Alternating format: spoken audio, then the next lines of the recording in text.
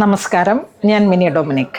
ഇന്ന് നമ്മൾ ഞാൻ ഇട്ടിരിക്കുന്ന ടോപ്പിൻ്റെ ഒരു വീഡിയോ ചെയ്യാനാണ്. ഇത് മൽച്ചന്തേരി മെറ്റീരിയലിലേക്ക് ഇങ്ങനെ ഒരു ബോർഡർ ലേസാണ് കൊടുത്തിരിക്കുന്നത്.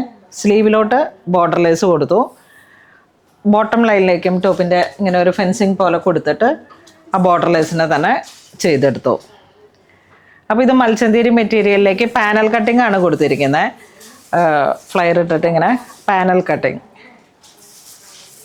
ബാക്കിലേക്ക് ഒരു കീ ഹോൾ കൊടുത്ത് കോട്ടൻ്റെ ബോട്ടം ആണ് ഇതിന് സെറ്റായിട്ട് വരുന്നത്.